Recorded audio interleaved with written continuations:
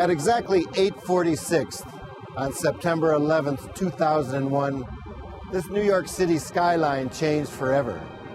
Nearly 3,000 people lost their lives in the terrorist attack.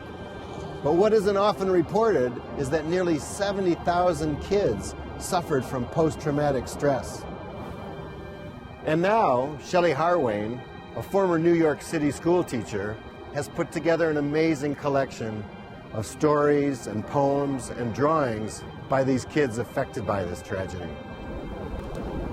These kids are actually bearing witness. They looked out their classroom windows and they saw. I mean, we had kids quoted as saying, "Look, teacher, the birds are on fire." And they were seeing people jumping.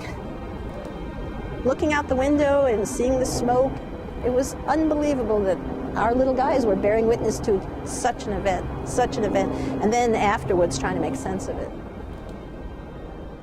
I think it was really sad that the Twin Towers fell. Osama bin Laden is the man who did this. But I think in some other place and some other time he could have been nice. We shouldn't go around hating people. It's not the way God made the world, and it doesn't make any sense. I think in a way, everybody has kindness in their hearts. Maybe he just needed some friends. People around me were like talking a lot about how, oh, they hate these people hate us, and I thought, it didn't really make sense to me that much. Things like this can be avoided if there's a little more compassion in the world.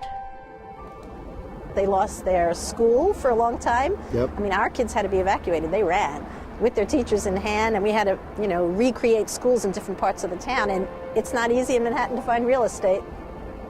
And they not only lost their school, but their apartments, basically, because most of them lived in the neighborhood of the school. So they weren't going home to the same house. They weren't attending the same school. Those families had to decide, do I even want to go back to that neighborhood?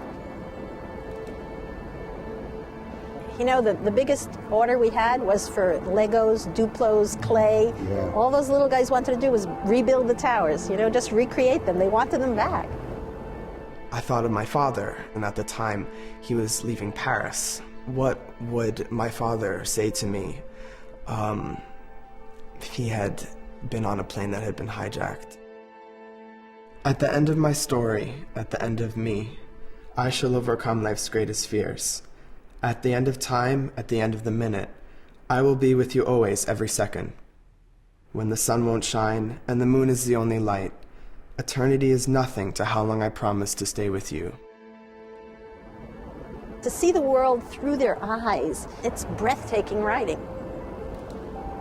In addition to learning about bearing witness and learning about condolence, they also learn that your writing can pay tribute to people and places. Yeah. That's a big lesson. On the day of the disaster, I was very sad and confused. I was scared and worried about the people in the World Trade Center because to be in an exploding building is very scary. I hope we figure out what to rebuild in its place because it's now empty.